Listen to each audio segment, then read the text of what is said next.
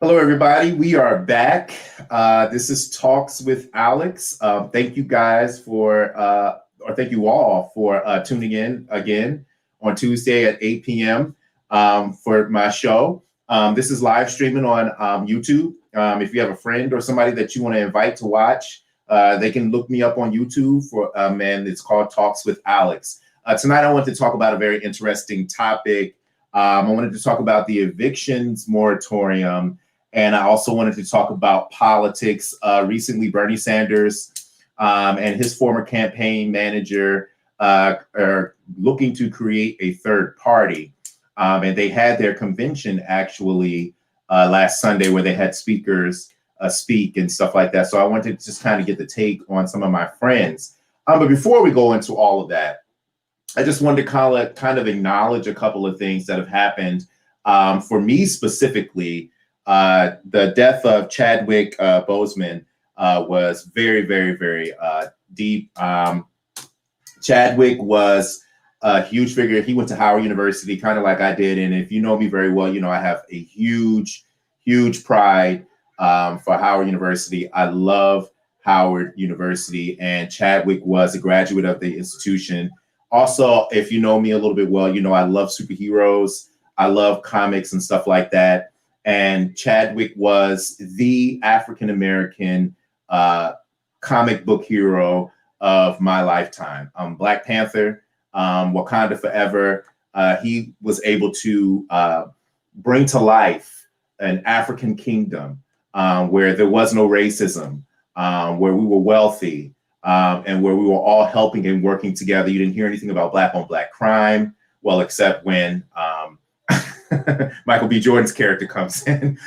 But outside of all that, it was a wonderful utopian world that was African focused and African centric, and it meant a lot to me. It meant to a lot of children, and for our culture, it was a very big deal. So his loss hit in a very deep space. So rest in power, rest in peace, Chadwick. Condolences to his family. And everybody out there that suffered or felt some sort of grief, that is grieving behind his death. I'm here with you. It was a great loss to our society. I also want to acknowledge Brandy and Monica. And now I'm about to be a little bit petty because, of course, Brandy will always win. She's just a better singer. That's it. I mean, and if you think that Monica is a better singer, that really tells me not to pay attention to your music recommendations. Now, moving forward. Let's go into these great panelists that I have. Okay, so I want to talk about these panelists. First panelist that I have is I really actually am a huge fan of this person, and they probably don't even really know it, but is Mr. Jacob Speidel. He is actually a lawyer at my organization, and he does great work. He was actually my first supervisor when I first started at Senior Law Center. So it's a huge pleasure for me to bring him on. And I'm gonna read his bio. It's Jacob Speidel. Speidel is currently, here, let me do this so you can see who I'm talking about. There we go. Jacob Speidel is currently works as Director of Tenant Rights at Senior Law Center, representing people age 60 and over in landlord-tenant disputes. He has a bachelor's degree in mathematics from Pomona College and a JD from Harvard Law School. He worked as a staff attorney in the Elder Law Project of Vermont Legal Aid for over 10 years, representing seniors with wide range of civil legal issues, including evictions, foreclosures, protection from abuse, Medicare coverage appeals, unemployment benefits, credit card debt collection, guardianship, Medicaid appeals, wills, powers of attorney, and medical advance directives. So that is Jacob, okay? The other person that I want to introduce is even though we go back and forth all the time. And so I see somebody just asked a question. Basically, Jacob right now is based in Philadelphia. Kadeem, whom I'm about to introduce, is based in Philadelphia. And the young woman, I want to tell her name because I'm going to introduce her in a couple times. She's based in DC. Okay, so let me go back. Thanks for the question. So Kadeem is one of my really good friends, and he's also been a repeat guest on this show. And so I was glad when he said yes. I always kind of wrangle him into doing this, and he always just obliges me, but he always brings great perspective. Kadeem Morris is a staff attorney in the housing unit at Community Legal Services. He primarily provides same-day representation to tenants in municipal court through the Philadelphia Eviction Prevention Project's Lawyer of the Day program.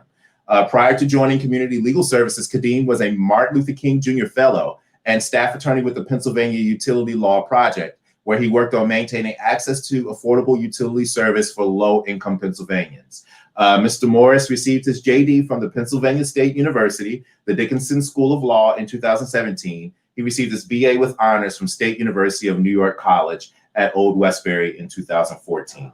And last but not least, this is Miss China Dickerson. And I will say this, I met China when I was out kind of campaign, and she just walked up to me and spoke to me. I mean, honestly, in politics, it's great to have personalities like her, people who would just walk up to you and just speak to you, no matter who you are, even if you don't have a title, if you don't have some sort of wealth, they'll just walk up to you and they'll speak to you, even if they don't need anything from you. And that's the type of person China has been, and I appreciate her. She immediately just opened up to me and gave me her phone number and said, let's connect. And here we are today, okay? So China is currently the National Political Director of Forward Majority. She has nearly 2 decades of experience in political campaigns, community development, and government. Her career includes service with the Peace Corps in El Salvador and as a manager of state engagement at Emily's List. Most recently, China was senior advisor to Dion Reader for DC City Council. Did I say that right? Dion Reader? And campaign manager for now Congresswoman Lauren Underwood. All right. So I'm going to break this into 2 halves because the conversations that I want to discuss today are very important. And so we're going to talk about the evictions process, the evictions moratorium. And I just kind of want to get some more information because actually this is a very, very important thing. And I don't think people realize how important this is. I mean, because at the end of the day, a lot of people have gone through financial hardships with this pandemic and the economic downturn. And a lot of people are at risk of losing the places that they live in. And if this is not actually put back into place, a lot of people can see themselves on the street in a situation that was not really their fault. And that can have catastrophic economic repercussions to our economy here in this country. So I just want to kind of jump on in, and I'll toss out the first question. So let me just ask to the both of you, why is this issue extremely important, more so than some of the other issues? And I'll let you guys describe it because I kind of just gave my little piece about it. But why do you think this issue was one of the most important issues so far right now? And I will let you start, Kadeem. Well, first of all, thank you for having me again on your show. Always happy to be here. My pleasure. In terms of why I guess the eviction moratorium is such a pressing issue, the real question is how much time do you have to talk about inequity in the city of Philadelphia? Because Philadelphia is a majority minority city that has great pockets of inequality. And what we've seen over the last almost decade or so is that the faces of the people who are rolling through eviction court are the faces of the people who are taken to the streets to protest oppression or mistreatment from the police force. So it all comes full circle in terms of talking about why this is a pressing issue. We've got Black mothers, single mothers being rolled through the eviction court process. On an average month, there are about 17 to 1,800 families that are being rolled through the courts. So this is a significant crisis that continues to happen. And the eviction moratorium really is the only thing standing between a single vulnerable family and an eviction. I mean, there was just a WHYY article recently that chronicled how judges rule when they're faced with different cases, and the majority of cases have come out in favor of the landlord. So just thinking about what it is, it's a particular vulnerability that leads to several other vulnerabilities. Okay, and so then let me ask you then, Jacob, why do you think, why is it bad when landlord eviction cases lean more so towards the landlord? And why do you think that is happening so far in these types of cases? So what's so bad about evictions is that when you're evicted, you lose your home. And losing your home is incredibly disruptive, and it affects all the other parts of your life. If you don't have somewhere to live, how are your kids supposed to be doing remote learning? If you don't have somewhere to live, how are you supposed to be preparing to work? Or how are you supposed to be working remotely? So being evicted has effects that follow you for years and years and years, and make things harder for your children. And then having been evicted means you have a record of having been evicted, which makes it harder to get new housing in the future. So if you can keep people in their homes during this crisis, and provide the support that people need to pay their landlords eventually, you can avoid a huge crisis that otherwise would wash through our communities all across the country. So then let me ask you, China, as an advocate, when we see issues like this, like how do we push them up to spaces that you're in so that we can be effectively advocating for it with issues like this, so we can put them in the forefront so that people are aware of these types of issues? I mean, I do think, so the election is coming up, of course, in November.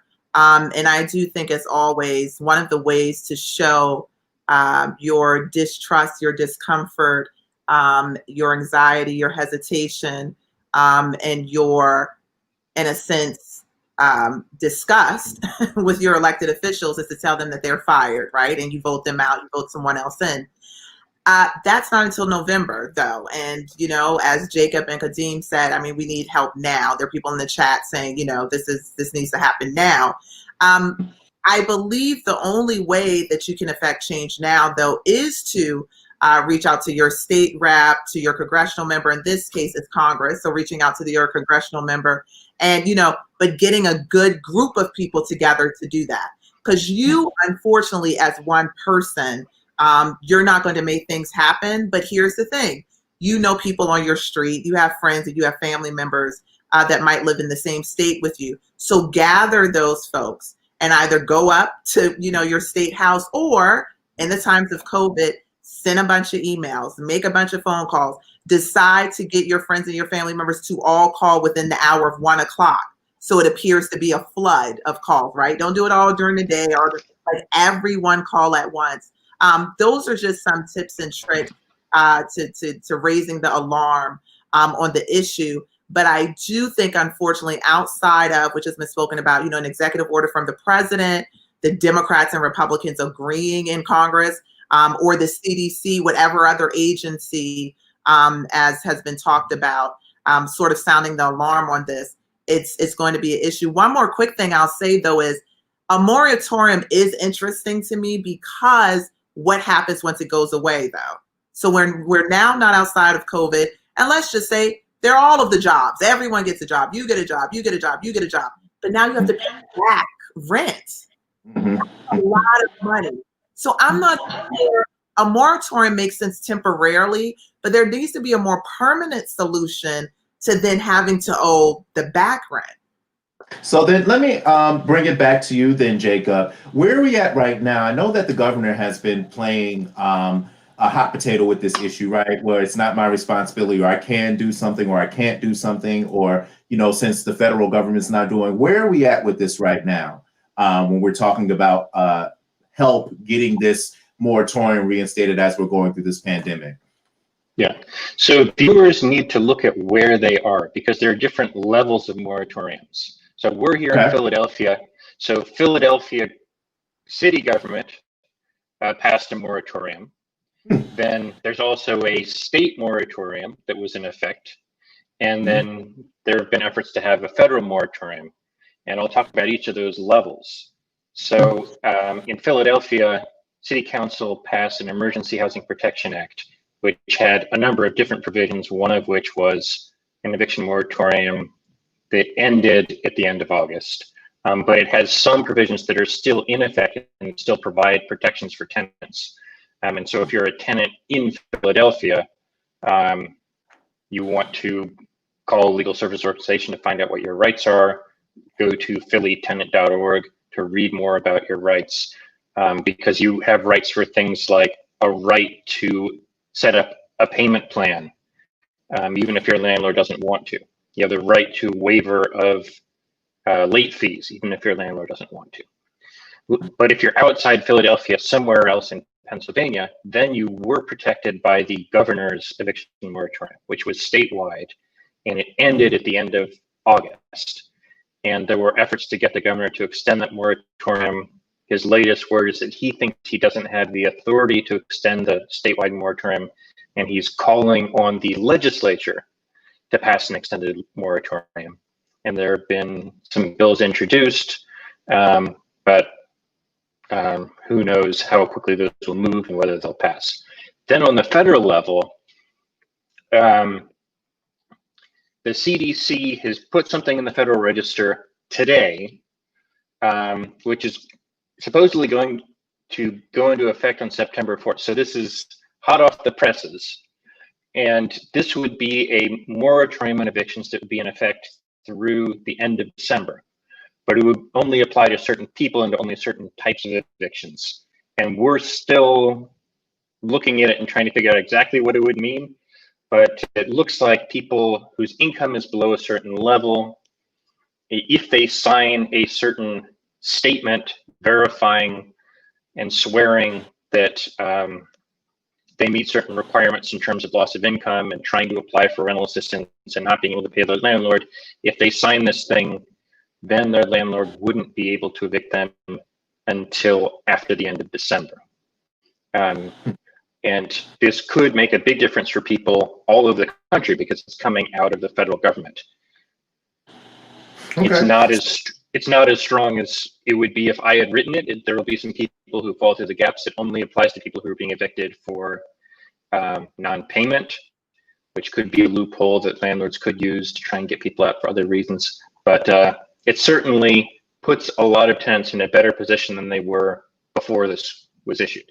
But also, when it expires like December 31st, come January 1st, the landlord could be knocking at your door. All of the, how long have we been in COVID? 6 months plus.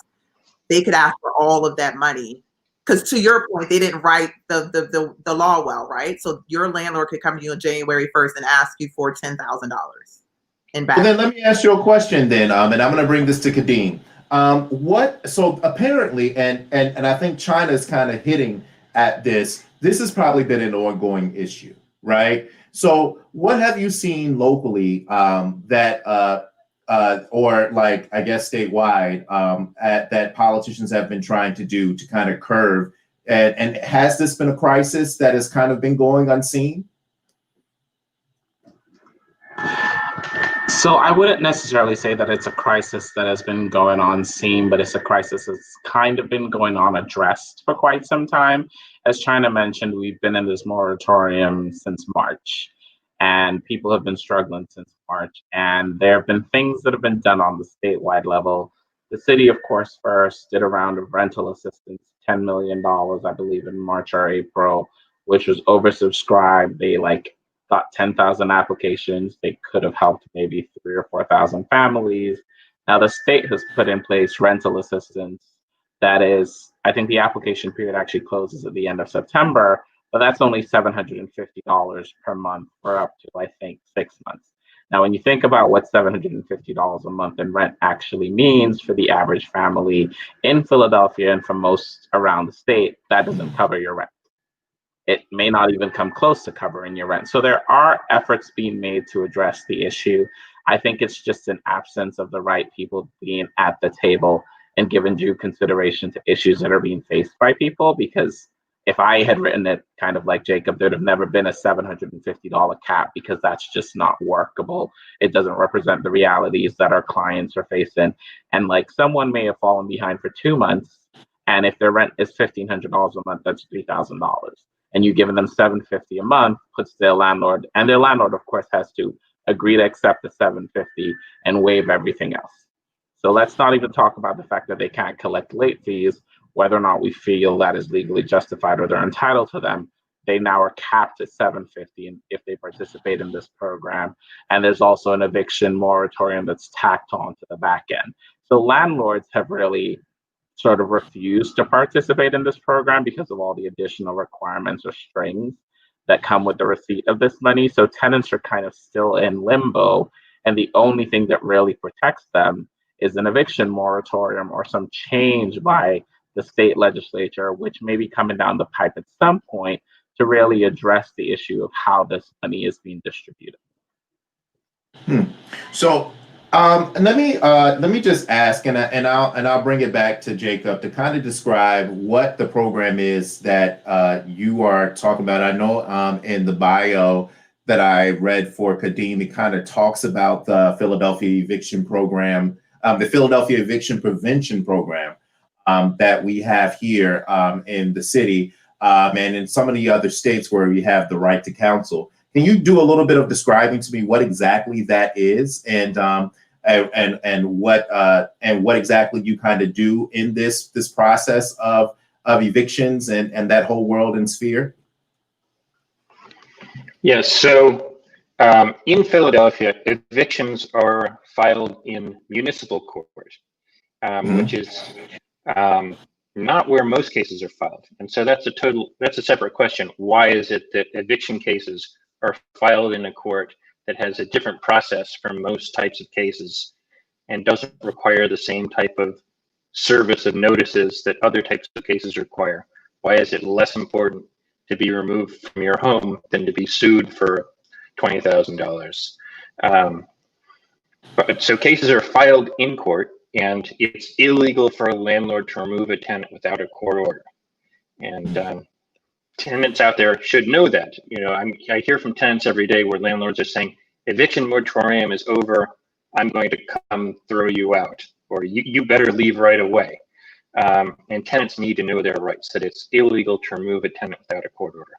So the beginning of the eviction process in court is the filing of the court action in municipal court in Philadelphia. Kadeem mentioned Philadelphia sees totally outside of what's happening with COVID, 1,700 evictions per month. So there are a lot of evictions, people being churned through the eviction court. And the landlords overwhelmingly have lawyers. The tenants overwhelmingly don't have lawyers and lose the cases. And these are cases they potentially could have won with lawyers. So PEP, the Philadelphia Eviction Prevention Project, is a collaborative program between different legal service organizations in the city with the support from the city government to provide lawyers to represent tenants in eviction cases. And so it's a partnership with Community Legal Services, Senior Law Center, Disability Law Project, VIP, which is a volunteer lawyer project, as well as Clarify, which is a financial counseling organization. Kadeem, if I'm leaving someone out, jump in. Turn, the Tenant Union Representative Network, which provides information to tenants. And so there are all these different parts working together. So there's attorneys for tenants, there are advocates who educate tenants through Turn outside of court, and they also provide courtroom navigators to help people understand what's going on when they get to court, and it's very confusing. And then there are also financial counselors to help people figure out what their options are. Okay, thank you so much. And I know, like, it feels like this whole time just moved very quickly because in the short run, we're about to change the topic a little bit, but I felt like it was very, very, very important for me to kind of discuss the eviction moratorium because it is very, very important. I mean, people having housing is a very important, especially during a pandemic, is very important. And from what I understand, I mean, the huge portion of the population that you deal with tend to be, what is the largest population that you guys tend to deal with when you're talking about the eviction process in the city, out of curiosity? I would say single Black mothers who are heads of households and sole income earners. So this is a very serious issue, specifically, I guess, to the African American community in Philadelphia. And so I think that this is something that we really should be talking about. This eviction moratorium is something that is very important. And this is something that definitely needs to be addressed immediately. And so thank you guys so much. I mean, it's up to you. You guys can stay on if you would like, but I'm about to pivot it. And so I know, Jacob, you plan to stay on, right? Yes? Oh, yeah. Yeah. And Kadeem, are you going to stay or are you going to head out? What you going to do? I'll hang out for a bit. Oh, okay. And China, of course.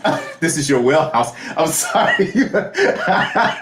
But yeah, so I'm going to actually bring on the other guest that I have, Mr. Nicolas O'Rourke. And I see that he came in okay, there he goes. I see he's in there now.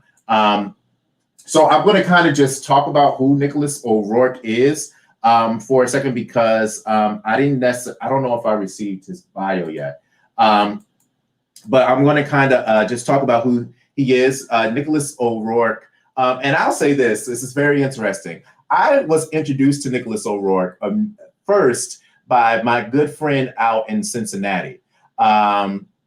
He is a city council person there, Mr. Jeff Pastor. He was just like, you should talk. And not even just Jeff, it was Jeff's former campaign manager that actually was like, yo, you have a guy that's running for office out in Philadelphia. You really should pay attention to him. And I'm just like, okay, I pretty much know all the politicos out here. And then it was crazy because he wasn't running through the Democratic Party, and that's why I hadn't heard of him yet. He was running for the Working Families Party. But Nicolas just ran for city council at large here in the city of Philadelphia for the Working Families Party. His counterpart, because he ran on a dual ticket type thing with another candidate, she ended up winning. He lost by a small margin. His goal was to take out the Republicans so we could have a completely Democratic-like city council. In the city of Philadelphia, our charter says that we have to have 2 seats slated for the minority party. That's required here in the city. So that's why we don't have a completely Democratic city council. Well, except for the Northeast, but that's another story. But anyway, thank you, Nicolas, for coming on. And I'm going to bring everybody back in so we can have this conversation about politics. And this is where I love to talk about. I love talking about politics. It's my thing. I've been a political junkie for a while. Actually, I'm taking a class now on Brexit, so I'm learning a lot about the European political system too, which is very interesting to me. But anyway, I digress. So Bernie Sanders' campaign is creating the People's Party.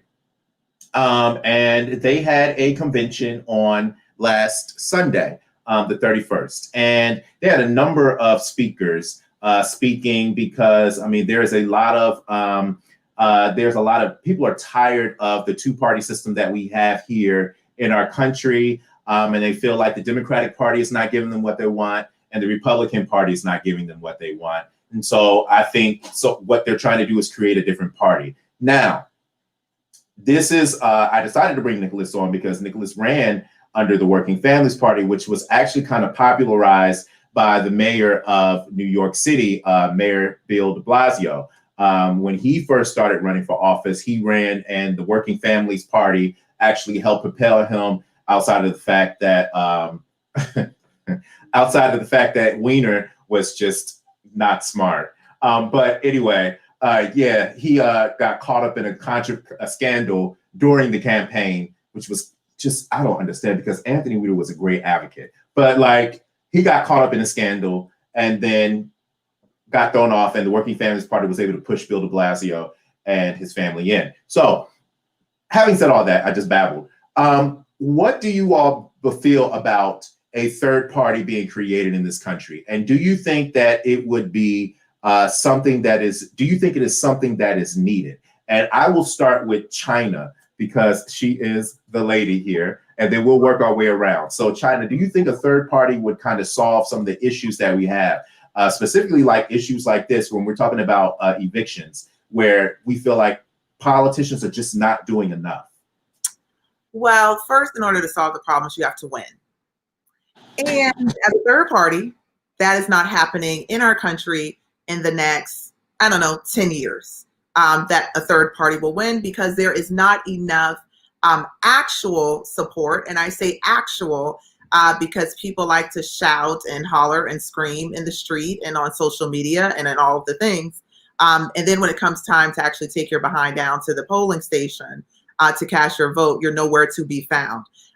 So I think third parties in this country have been able to ignite excitement and this sense of hope, because you are not then being pigeonholed into a party system that has existed for longer than any of us have been alive, right? So it's kind of ancient. But at the same time, you have to understand that wherever you go in this world, there's a system of things. And you first have to be a part of the system and work with the people on the outside, but that there are multiple lanes. You need people on the inside and on the outside to help realize a better system. I'll give a quick example. McDonald's. We're not getting rid of McDonald's. Mm-hmm. But I don't like onions on my Big Mac. I am not going to convince McDonald's to stop putting onions on the Big Mac, like generally. So what I do is I go to McDonald's and I say I want a Big Mac. They say pay me this money. And I say, well, I will pay you this money if you do not put onions on my Big Mac. I'm using that example to say what I think is a better idea is for those of us who have been the base of the Democratic Party in recent history, the last since the civil rights movement and beyond, we need to have more demands, better demands, and demands, not asks or requests. Demands to say, we will not come out and vote for you if you don't do what needs to be done. And to be clear, we are the base of the party. So if we do not come out, you will not win. So use the system to work with you while you're building on the third party situation on the outside. But the third party, it's not going to happen now. Then let me ask you a question. Then I'm going to bring this to Jacob. Jacob, do you think there are barriers to entry to voting in this country? So I think there are different levels of barriers. The answer is absolutely yes. So there are barriers to people being able to vote, and when people vote, there are barriers to their votes electing third parties because we have a first past the post voting system. So you need to do two things. You need to make it easier for people to vote, and if you want to have viable third parties, you need to change how elections work. And you're not going to have third parties win unless you have a election structure that allows third parties to win. So if you have, 2 seats in city council reserved for the minority party, then a third party can win, but they're not going to win other seats unless it's a two-party system where the Republicans or the Democrats are out and it's a third party against one of the two big parties. Well, then let me ask you a question, Nicolas. I mean, how difficult was it for you to actually run your campaign, and what did you see were some of your barriers as you were running as a third party? I know that you weren't necessarily, and y'all tried to make sure that everybody knew that you weren't running against the Democrats, you were running against the Republicans. But as we know, in cities like this, when you have 2 seats reserved for Republicans, those Republicans usually are people who are put up by the Democratic Party or by the ruling party. So how difficult was for you to kind of get a foothold into this system and actually be successful at getting at least one of your candidates in? Yeah. So great question and great topic, and thanks for having me on tonight. I'll say that it was extremely difficult for us to mount the kind of campaign that we did, but we approached it clear about the terrain and what it would take for us to be able to pull off what we were able to pull off. And it was also noting all the things that both Ms. Dickerson and Jacob lifted up, which there are complications that make for other parties to be able to crack the political code. The way that our electoral structure is set up does not necessarily lend itself easily for folks who don't have entrenched, established resources and relationships to be able to pull off something like this. So what we did was recognize the terrain and also recognize a couple of things. One, which is that we have no intention as the Working Families Party, both locally, which I have the privilege of helping to lead here in Pennsylvania, but also nationally. We have no intention of being a spoiler party. I think a lot of organizations come in with lofty hopes and does not have a real genuine analysis of what's at stake, and can often turn can really upset races. That was never our intention. We're very clear about being non-delusional in our efforts. taking a genuine assessment of the terrain, noting what our win number is, and creating a strategy that will actually help us get there. WFP historically, as you already lifted up, comes out of the Northeast. Has a lot of strength in New York because it has a ballot line. It attempted to crack into Pennsylvania years before both Kendra or I had any interaction with them, and was unable to get a ballot line. And so what we did, and what was strategized out years ago, was recognizing that within Philadelphia specifically, there were 2 seats that had always been set aside for a minority party, not for Republicans, but for a minority party. And just had always defaulted that way. And so we were also clear that they were not winning by a major amount of votes. They were really kind of getting X number of votes. And so what we saw was not only an opportunity to be able to build a base that could get us a seat or 2, but also we saw that there was symmetry between how they were winning and also the win number for Donald Trump in 2016.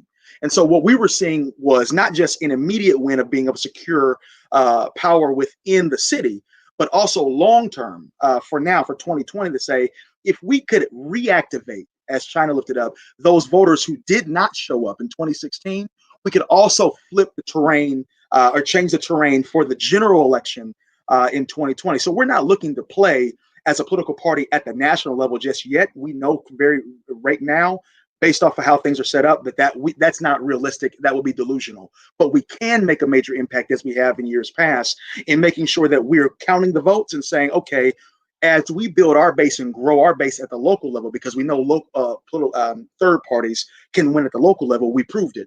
We can also start building momentum for the long haul to be able to start mounting some real competitive races at the state and federal levels.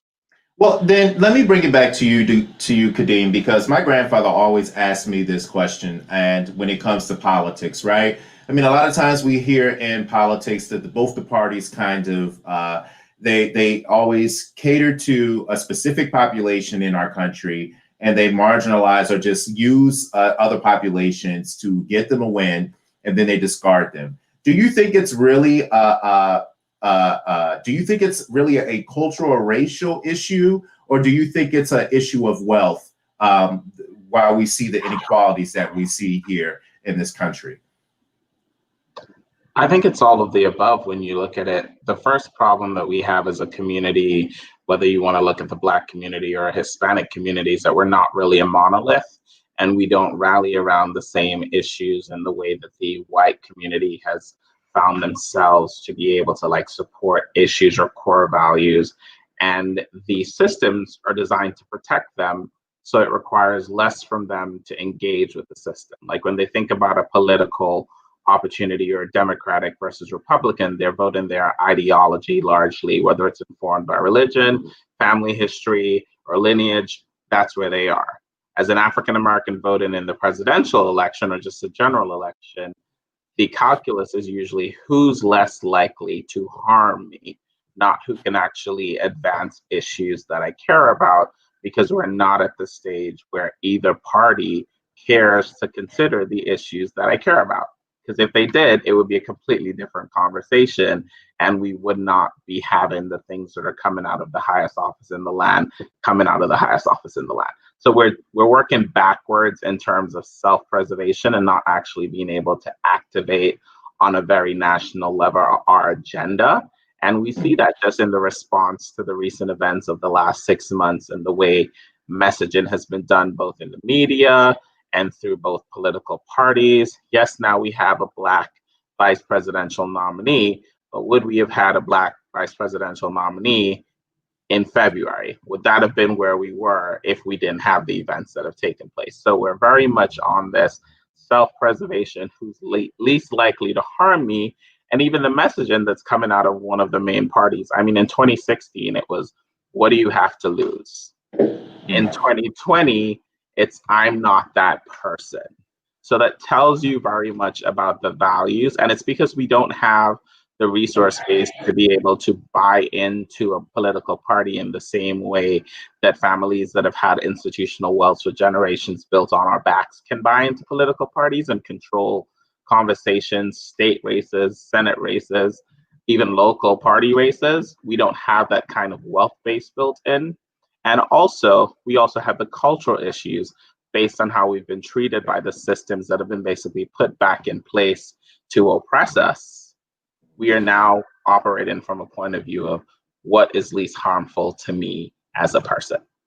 Okay, so then Jacob, I'm going to bring it back to you because with the type of work that you do, when we're talking about evictions, you tend to deal with a particular population. I'm sure majority of a particular population. When you're doing these types of things, is there any? Do you see any activism that is coming from those types of people, or are they just really trying to survive on a day-to-day basis? Like, what type of feeling are you getting from those type of people? Are they the ones that you see, or that you would see, or are they having a lot of political conversations about the things that they want? Do they see the government as something of a way to get what they need to advance in the future when you are working with them, or are they looking to just get something that they need an immediate gratification as far as the evictions are concerned? I'm just curious. Yeah. Well, I mean, low-income people all have their own opinions as well, so they're not a monolith. Yeah. So people who come to municipal court have a real range of opinions about all sorts of political issues.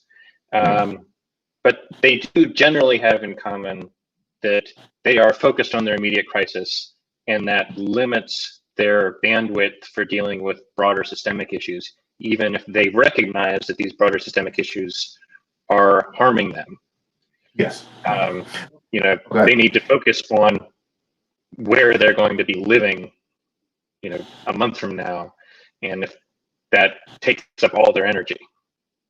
So then let me ask you a question then, Nicolas. I mean, when you were out there campaigning and you were talking to people in the community and explaining to them what the Working Families Party was, I mean, because I think at most of the time people are used to just Democrat and Republican. How did you explain to them that your platform or agenda was going to be able to meet their immediate needs and their crises? How did you let them know that the Working Family Party was something that was going to be more supportive of them than maybe the Republican Party or the Green Party or any other party that was vying for one of those minority seats? Great question. So I think it's probably two things I think that were at work with this. One of them was not leading with the party. One of the things that what we put on literature and things like that, and that when we're unable to talk to folks door to door or what have you, is different, right? That's more branding, that's more getting your name out there, things like that. But the actual conversations we have with folks, we're not focused on, hey, check out the WFP. It was, hey, how are your wages? Hey, what is your living situation like? Hey, how have you been represented or not in the last X number of years? Speaking to the pain where people are is the best place to begin. I believe that that focusing on the pain is the best place to begin to build policy. And as we talk about that with folks, that resonated. That we were speaking directly to issues that were experienced. Our focus was always and continues to be to make sure that for those who are most disenfranchised, that we are speaking to those issues and coming alongside to let them know that there are those who want to brainstorm not for them but with them about what it looks like to build real solutions to that end. Also, we have folks who are both Kendra and myself. I come out of the faith community and doing organizing in that arena. Kendra has done a significant amount of work for the past 10 to 20 years around education funding and things like that, and in the school system in general. And I think having folks rooted in those arenas and being able to speak that language is also very helpful. It builds credibility. Alongside that too, is that as we're speaking to really speaking to the issues that people actually care about, and not just kind of speaking to the institution itself, what we find is that not only are folks disenchanted with electeds, they're disenchanted with the parties. Folks will pop up. Electeds will only show up when it's time to collect votes, and so as a result of that, there's a growing disenchantment. And I can speak for the Black community and working class and working poor communities as well, that just no longer buying in hook, line, and sinker to kind of just the lines that the Democratic Party puts out. Now, of course, the WFP is always focusing on making sure that we support progressive Democrats and those who align with our platform. And so in no ways are we trying to spoil what they are doing. But when you have corporate Dems and those who do not speak to the issues and really are only coming to siphon out and extract votes from people when it benefits them, people have understood that for a long time and are now much more interested in seeing what works. And so I think that's what we found, is that there was a genuine interest in another option. I think that what folks were beginning to even entertain the Republican Party, at least in Philadelphia, because they have found that that Democrats may not be speaking to their issues. So when we came with the Working Families Party, that folks were much more receptive to hearing that. But again, that was a back end conversation. We didn't lead with, "Hey, buy into the WFP." We led in with, "Hey, these are issues that we know we're experiencing, or can you relate to that?" And we built from there. And I think we were able to find good traction and ultimately victory with that approach. Well, China, how do you then, I'm curious, because it seems like the tactics for politicians is pretty much the same, right? Where we go and we tell people this sad story. I mean, everybody has a sad story or some sort of a story of struggle, where we were always able to surmount that. And I remember when I was going through training with OFA, that was their goal, come up with this story that can communicate or speak to the struggle somebody that may be going to. And the more general or the more specific the story is, the more better it may resonate. Do you think that this has crippled a lot of the people out here in our country when it comes to voting? Because a lot of times people really don't know or understand how government really works. We just vote for people's personalities. How do you think that we can kind of shift that so that we can kind of guide people, direct them towards learning how government works, learning how important certain political officials are and what they actually do? Do you think that that is something that would help kind of shift the pendulum to where people are making more informed votes? I think it's a combination of things. So one, I think we should be careful about, so for example, we all go to the doctor and we haven't required that the medical industry educate all of us on how to do our own heart transplants, right? Like we trust that we could go to the doctor and because he has a license and because he's been, we do all of our research. He's a good heart surgeon, right? So we are going to go to him. We don't necessarily have to know, it would be cool, but we don't necessarily have to know how to perform heart surgery for us to be able to make an informed decision about who a good heart surgeon would be. And so that also doesn't mean, though, that you shouldn't know anything. Again, I am still going to research the doctor to make sure that they have the credentials and the experience to then perform the heart surgery. But I don't necessarily need to know, taking it back specifically to this, what a congressional member, how a bill gets through specifically, how you need to whip the votes, how you have this many days, how you're in session for this many, because you don't need to know all of the nuances of it, but you do need to understand that the person that you're voting for, are they qualified to be a heart surgeon?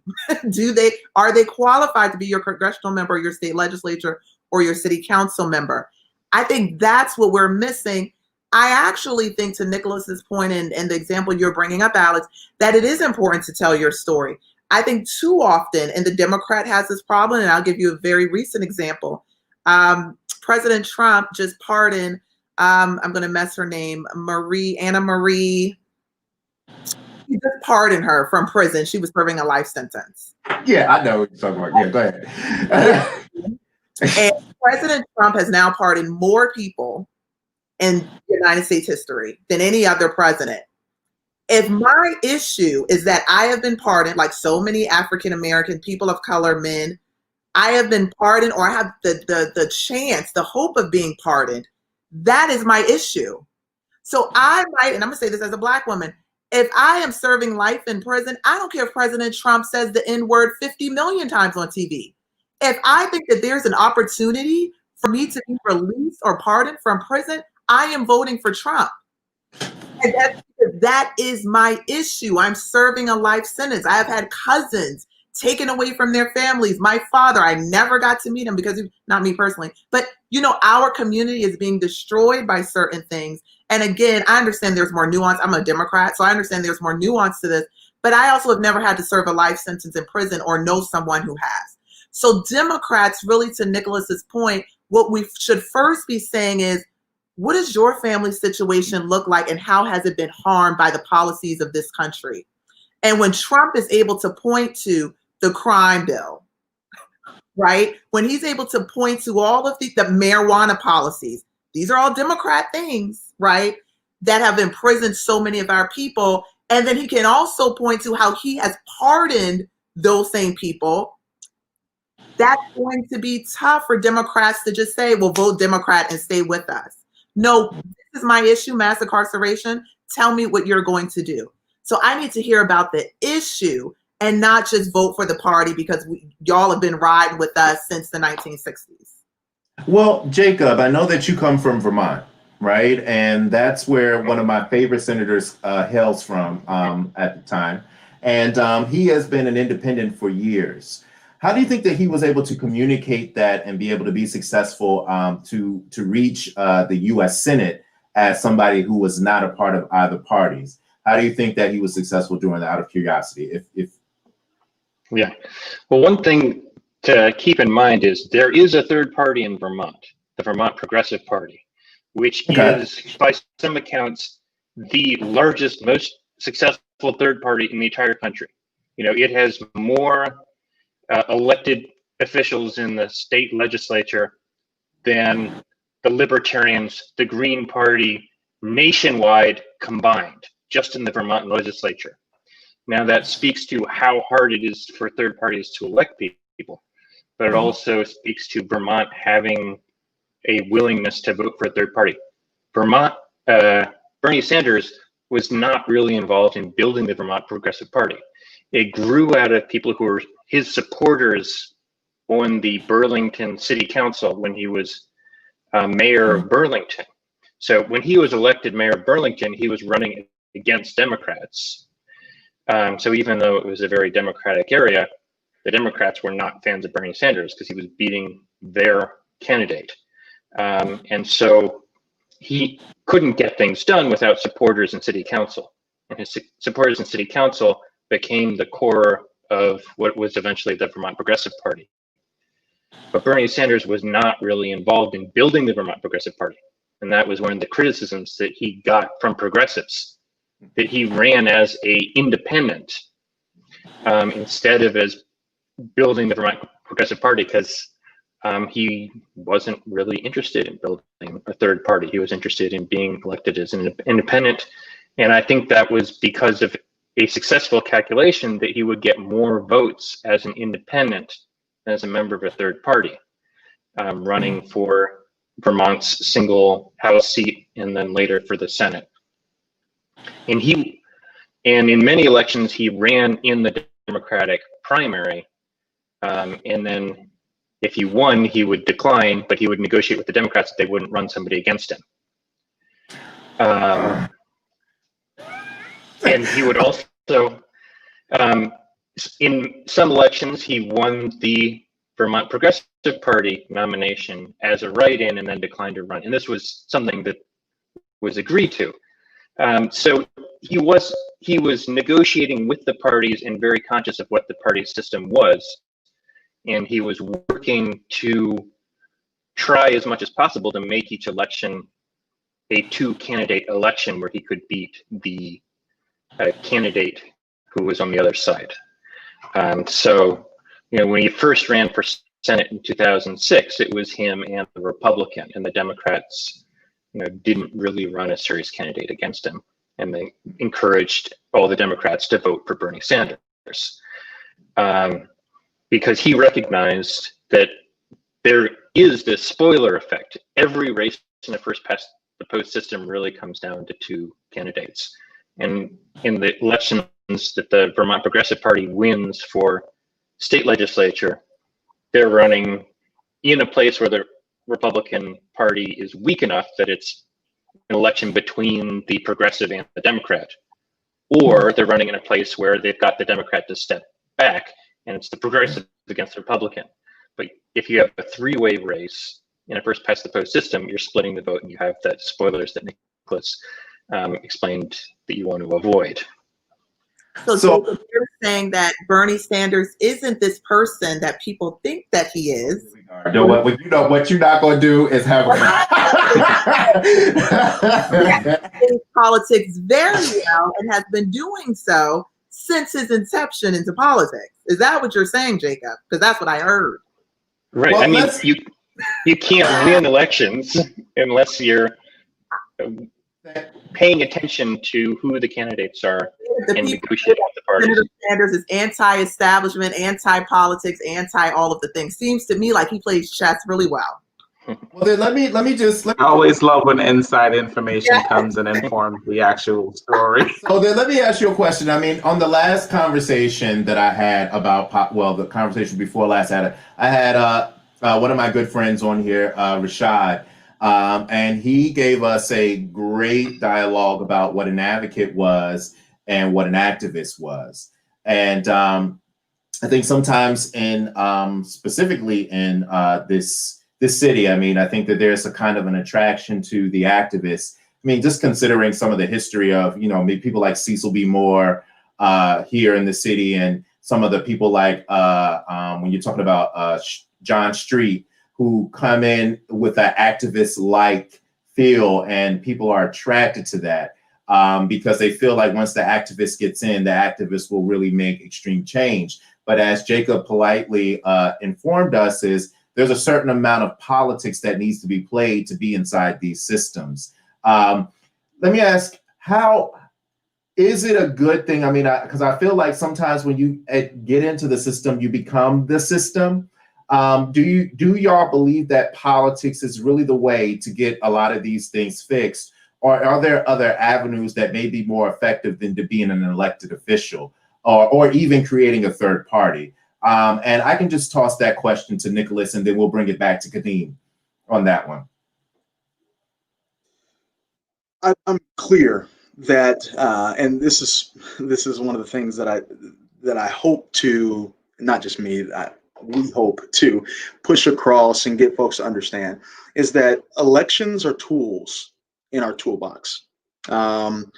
Societal change, which is really what the Working Families Party, and I would venture to guess other folks who put forward bids for it to be a third party, is what we're really fighting for. And we know that we get get folks elected for the sake of advancing a particular agenda, but we know that the buck does not stop with them. The last thing that any of us does in a functioning democracy is vote. The last thing. There's a smorgasbord of other things that we should be doing, like being an advocate or an activist, or and working on the various issues. Right? There's more, and this is one of the reasons why I believe in third parties, is because as long as our thinking is hardwired to only vote for presidential elections, then we forget all the other parts of democracy. There are ballot measures during election time that we vote on. There are state electeds and senators and reps and all a number of things, and so we're able to build power to affect change in more ways than one. So yes, elections are important, but they are not the only thing. It is important for us to make sure that we are not just putting up candidates to run, but that we are advocating for issues. One of the things that WFP is committed to doing is making sure that we are organizing around issues. Fighting for 15, right, as the bare minimum here in the Commonwealth, but across the country, we're speaking to issues around decarceration and criminal justice reform and policing, right? So that way we're clear about what our positions are when we're going to endorse folks. They have to align up to that platform, things like that. So there's so much work to be done, and to make sure that electoral organizing is effective. But it is an important tool for us because we need to make sure that we have people who are representing our interests in the halls of power, and we need to have an engaged, active base that's going to hold them accountable. And accountability doesn't just look like a rally here or there. I'm talking about pushing models of here's a key term they're hearing a lot lately: co-governance. where we're electing people like Kendra Brooks, who comes out of the organizing community, and it does not have any strings attached to the power brokers in the halls of power, but it genuinely is committed to the people that got her there in the first place. We are finding that we're getting much more receptivity and answering of phone calls with folks like Councilmember Brooks and other WFP electeds that we've gotten in Connecticut or other places than we do with folks who don't have any ties to the activist or organizing base. Kadeem? So I think I want to start where Nicolas left off on the accountability piece. I think the presidential election is probably the least important election that anyone should ever think about, because what we have seen over the last 6 or 7 months is that where real systematic change comes is in your city and how your elected local officials respond to issues that affect you and where you live.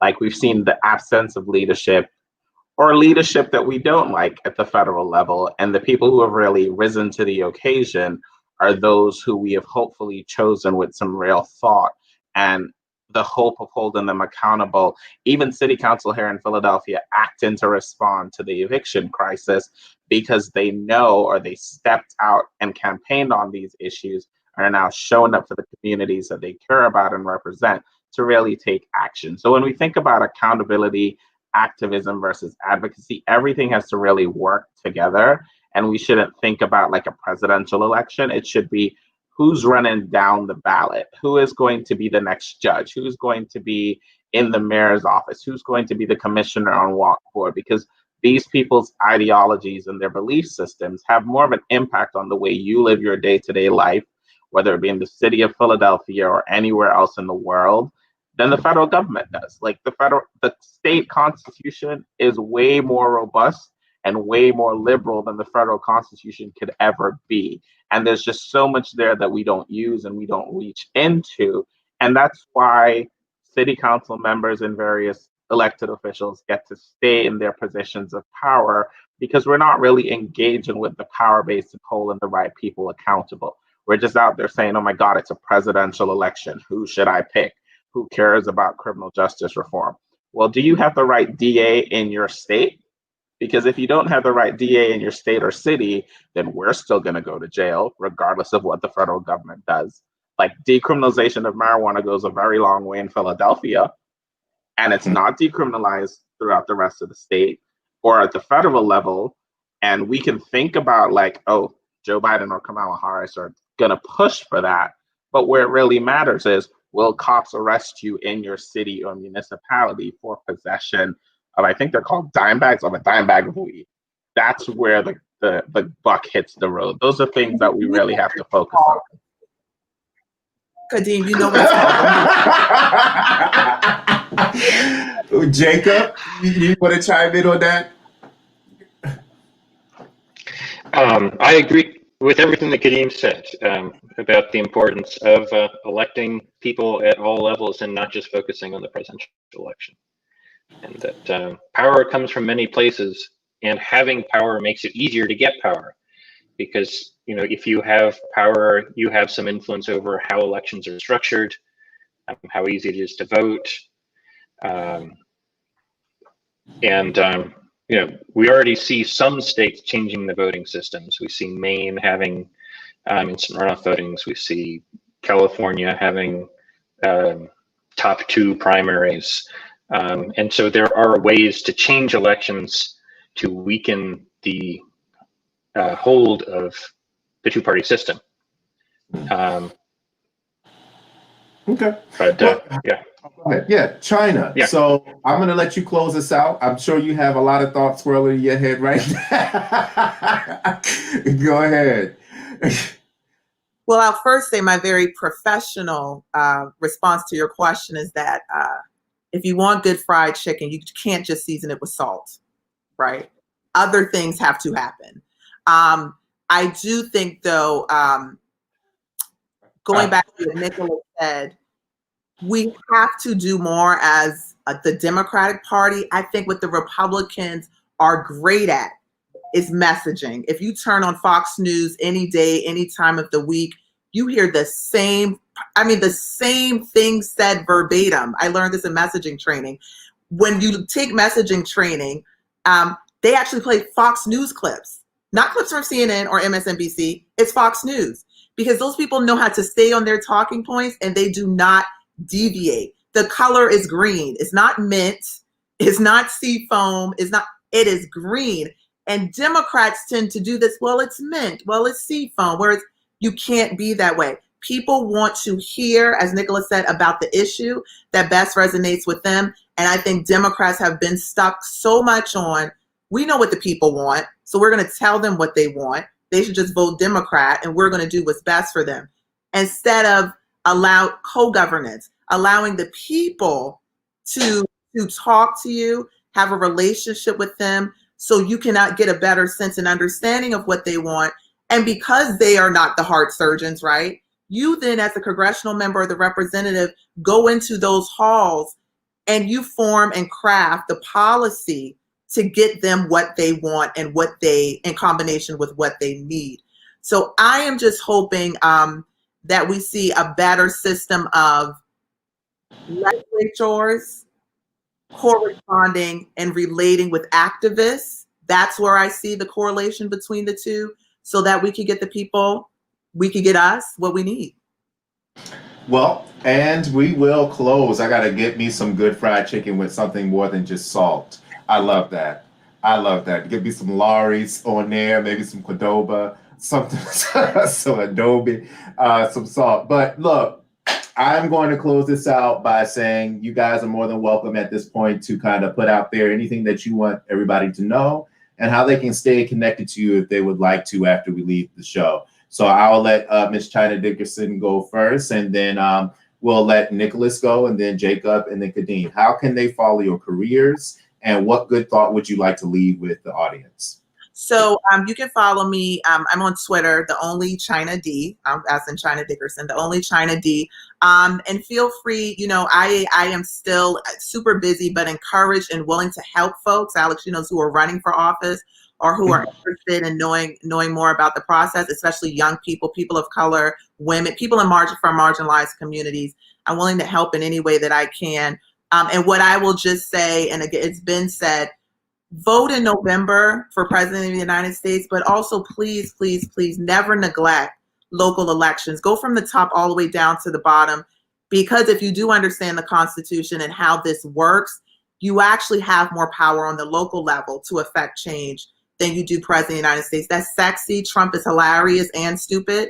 So it's entertaining, but you really need to dig deep into your local politics, because that's where you're truly going to see change. Nicolas? You can follow me on all of the platforms. Facebook, my name is Nicolas O'Rourke. On Instagram, it's Nicolas_O'Rourke. And on Twitter, you can find me at O'Rourke4Philly. And happy to have a conversation with folks. And also interested in, if anyone is interested in doing any organizing, get out the vote, or addressing any of the issues specific to Philadelphia, but across the Commonwealth of Pennsylvania, the Working Families Party is happy to build with you, alongside you, for the kind of Commonwealth that we deserve. All right. Jacob? So I'm not really active on social media, so you can't follow me anywhere. But I can say, what I have said here today, I'm not speaking for Senior Law Center. I'm here in my spare time in the evening speaking for myself. But certainly I would encourage people to check out Senior Law Center at seniorlawcenter.org. Look at what Senior Law Center is putting on their social media. And if you are a tenant in Philadelphia, look at phillytenant.org as well, because that's really the clearinghouse for tenant information. Okay. And Kadeem?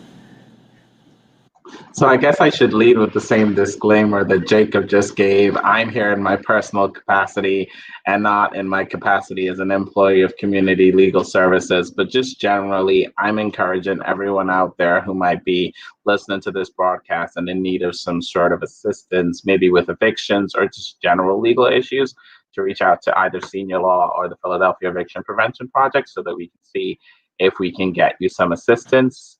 You can find me personally on LinkedIn, or you can potentially follow me on Facebook. I don't remember if my Facebook page is still Fort Knox, but that's where I am. That's where you can find me. So I encourage anyone who maybe just wants to talk about political issues in my perspective to reach out.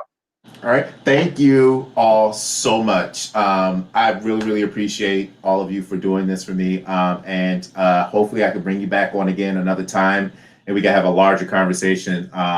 We had a huge panel today. Like it was just, and it was good because I was able to get a lot of stuff covered today.